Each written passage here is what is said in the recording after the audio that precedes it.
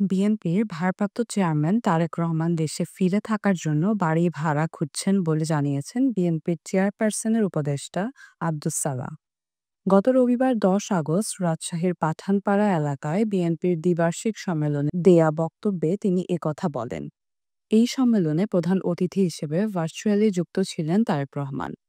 আব্দুস সালাম বলেন, আমরা গর্ব করে বলতে পারি আমাদের নেতা তারেক রহমানের ঢাকা শহরে কোনো বাড়ি নেই, কোনো গাড়ি নেই, কোনো ব্যাংক ব্যালেন্স নেই।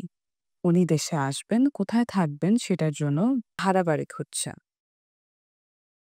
গর্ব করে বলতে পারি আমাদের নেতা তারেক রহমানের ঢাকা শহরে কোনো বাড়ি নাই, কোনো গাড়ি নাই, কোনো ব্যাংক ব্যালেন্স নাই।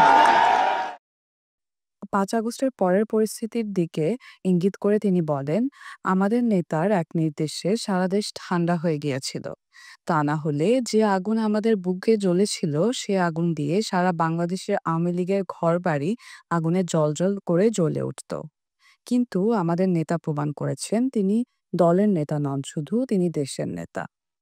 জিয়াউর রহমান ও তারেক রহমানের নেতৃত্বে প্রশংসা করে আব্দুস সালাম বলেন, জিয়াউর রহমান যেমন তলাবিহীন ঝুড়ি থেকে দেশকে উদ্ধার করে বিদেশে চাল রপ্তানি করেছিলেন, তেমনি তারেক রহমান ক্ষমতায় এলে ১ মাসের মধ্যে দেশের পরিবর্তন আনবেন।